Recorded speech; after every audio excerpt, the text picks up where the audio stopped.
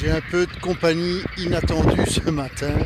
J'ai jamais entendu une cacophonie comme ça. C'est surprenant.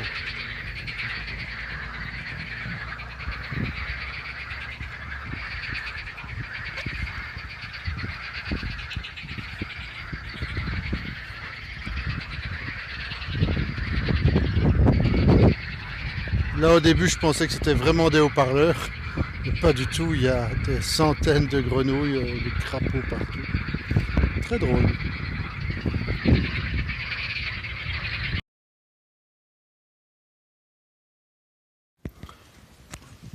Là, nous sommes chez les sœurs franciscaines à Limoges, où elles m'ont accueilli.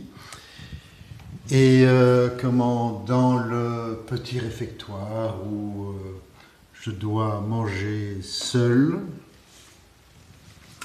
eh bien, j'ai découvert une petite histoire de Saint-Jacques que je ne connaissais pas et que je voulais vous partager.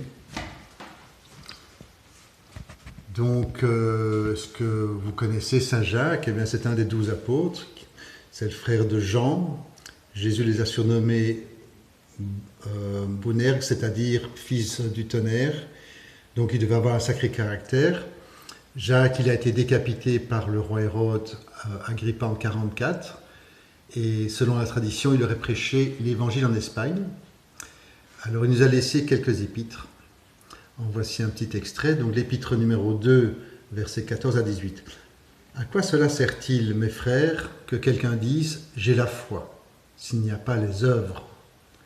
La foi peut-elle le sauver? Si un frère ou une sœur sont nus, s'ils manquent de nourriture quotidienne, si que l'un d'entre eux vous leur dise « allez en paix, chauffez-vous, rassasiez-vous » sans leur donner ce qui est nécessaire à leur corps, à quoi cela sert-il? Ainsi en est-il de la foi. Si elle n'a pas les œuvres, elle est tout à fait morte. Au contraire, on dira, toi, tu as la foi, et moi j'ai les œuvres, montre-moi ta foi sans les œuvres. Moi, c'est par les œuvres que je te montrerai ma foi. Alors, comme on dit, si on voit un autre pèlerin au bord de l'épuisement et que tu lui dises « tu devrais manger » et que tu as de quoi le réconforter dans ton sac, souviens-toi de Saint Jacques, alors tu seras bien sur le bon chemin. Bonne journée.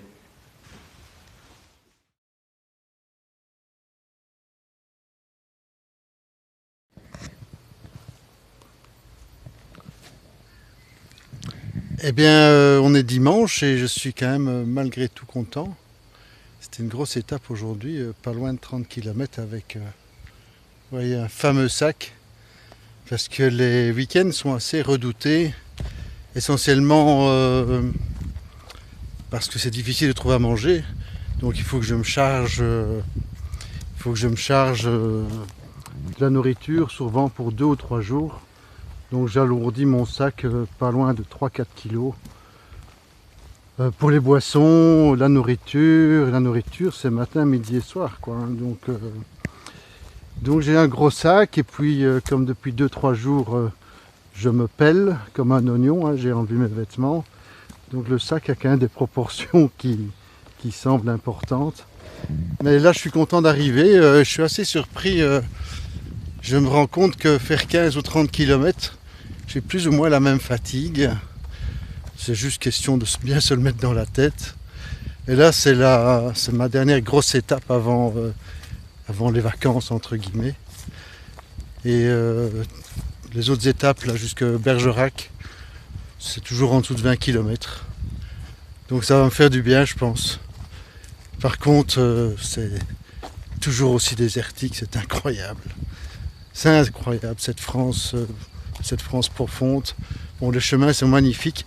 Et là ce soir je vais arriver chez des Hollandais qui ont pris leur marque ici en Dordogne. La famille Jonker. Hein. Je dirais en France ça aurait été les Dupont, ici c'est les Jonker.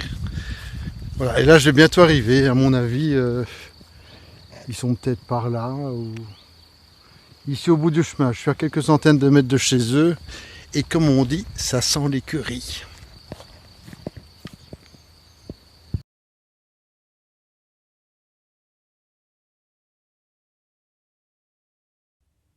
Yeah.